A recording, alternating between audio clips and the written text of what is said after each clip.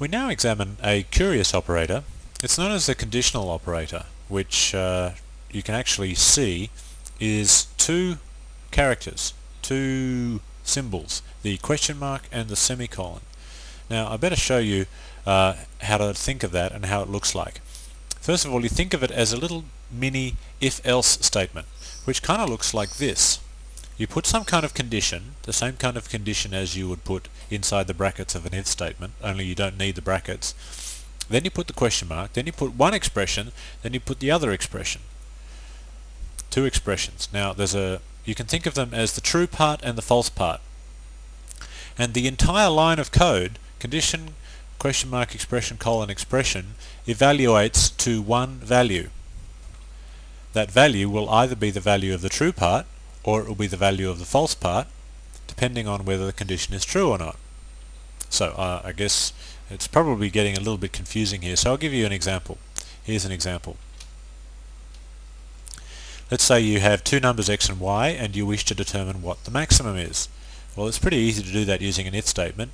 You say if x is greater than y, and then in the first line of code underneath that you'd put max equals x, and then you'd have an else, and then you say max equals y. Here, well, that's 4 lines of code. It's actually only one big statement, but it's 4 lines of code. Here you can just say max equals, and then you can put the condition. The x is greater than y, that's the conditional part. That evaluates to true or false. Now, if x is greater than y, then obviously x is the maximum. So if that condition is true, then the value of max should be set to x. If that condition is false, then the statement of the value of max should be set to y. So that entire expression from the first x to the last y evaluates to either x or y, depending on whether x is greater than y or not. Maybe it's still not clear. Okay, let's have a look at another example. You want to print out somebody's gender. They're either male or female. So you've got a variable called gender. You see that on that line there, gender, which is a boolean. It's either set to 1 or it's set to 0. And if it's set to 1, in other words it's set to true, then the person's gender is considered to be male. If it's set to 0, the gender is considered to be female.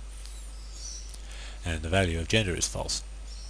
So you wish to print out either male or female. Now you could put an if statement. You could say if gender, in other words if gender equals true, but if gender, then the next line could be printf male, and then you could have the next line else, and then you could have a printf female. Or you could do it in all one line. You could print out the following. Okay, that's what it looks like. Can you see how it's working here? The very first thing is you evaluate gender flag, and then depending on if gender is true, then male will get put into the %s, and if gender is false, then female will get put into the %s. Can you see how that's working? I know it's a confusing one. Let's go and have a look at a bit of code. Hopefully that'll make it look a little clearer. This is conditional.c in the chapter 8 folder. Okay, what I want to do is I want to have two numbers both read in from the keyboard, and then I want to divide the second number into the first number and get a result. Now that's pretty easy. Let's try it. Dum-be-dum-be-dum. Okay, answer equals num1 divided by num2. Okay, that's pretty straightforward. Now the printf at the end, I want to determine whether that is odd or even. Odd or even. Okay, so how do we determine if a number is odd or even? Can you remember? It's that old modulo thing. If a number modulo 2 is 0, that means that the number divided by 2 has a remainder of 0. In other words, the number is even.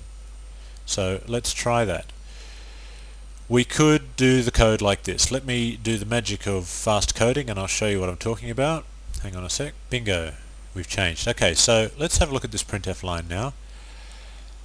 That'll be the first number divided by the second number is, and then I don't finish the line.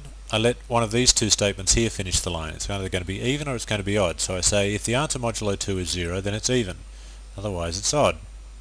Okay, now that works. If you don't believe me, let's try and compile it and test it. Okay, first number 12 divided by 4 is going to be 3, which is odd. So that is odd, that's good. Okay, I'm not going to worry about fractions here. You know, obviously 7 divided by 6 is going to be 1. Exactly 1, because this is integer division. Okay, let me just get rid of that compiler output. Okay. Now I'm going to rewrite this code, and this time I'm going to use a conditional operator. So obviously this is the condition right here.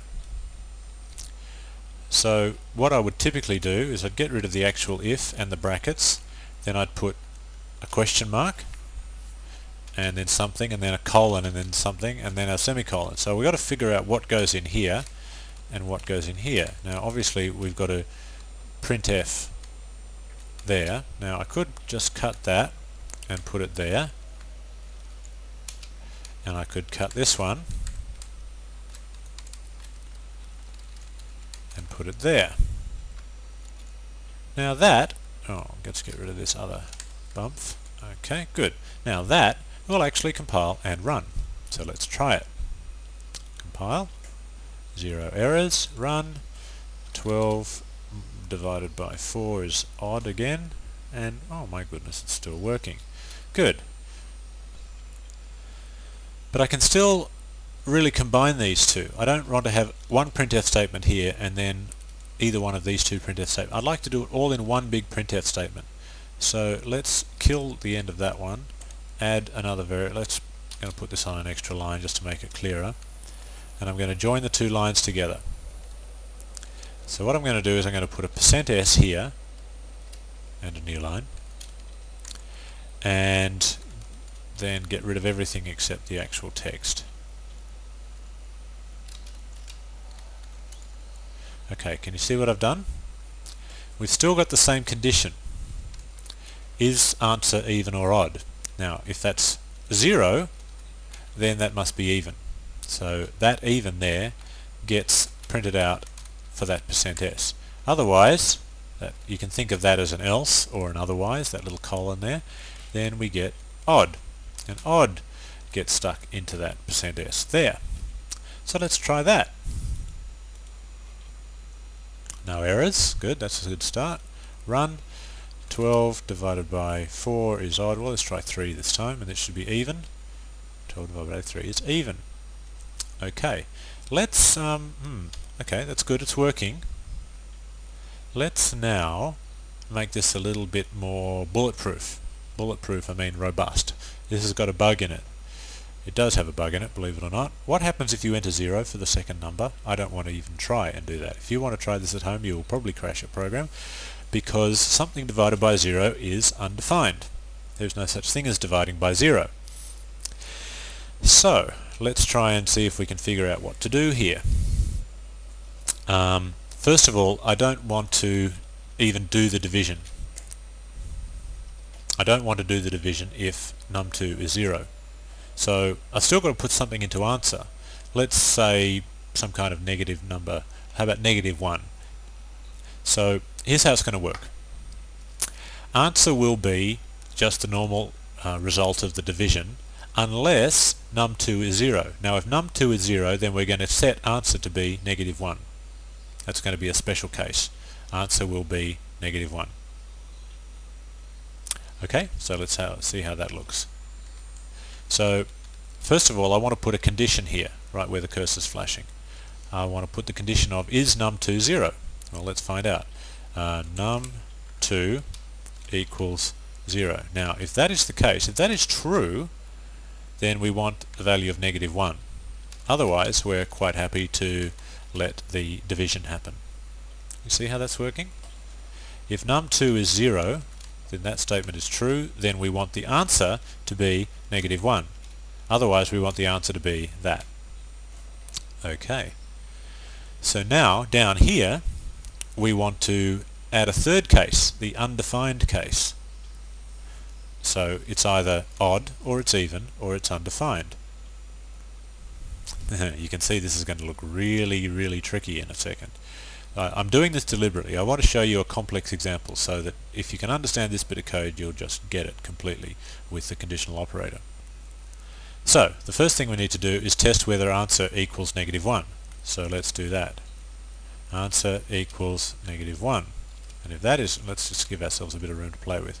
If that is true, if answer is -1, then the answer is undefined. Okay, that is the word that we want to print out. Now, if it's not -1, in other words, otherwise, a little colon there, meaning else or otherwise, then, well, then we can just do this. That's perfectly fine then. We can do a second conditional statement inside the first conditional statement. Ooh, did you follow that? Let's try and put it all on one line. Okay, sorry, I'm going a little bit too fast for myself here. I just want to get it all on one line so you can see it. There we go. First, well, okay, sorry. Okay, that's a little neater. Okay, so there's the two numbers, and now here we go. First question is answer -1? That's the question. And if it is, then print out undefined. Otherwise, evaluate all of this. Now all of this evaluates, as we've seen before, it either evaluates to even or odd, depending on whether answer is divided by modulo 2 is 0 or not. So I know that looks very complicated because we've got a question mark followed by a colon followed by another question mark followed by another colon. But when you think about it, all of this whole highlighted bit here is just part of the false condition. It's part of the else clause or the otherwise bit, whatever you want to call it. And it just happens that this particular expression is a conditional expression as well. Okay, so let's just test if it actually works. No errors. Okay, so the compiler liked it. You might not have liked it, but the compiler had no trouble with it whatsoever.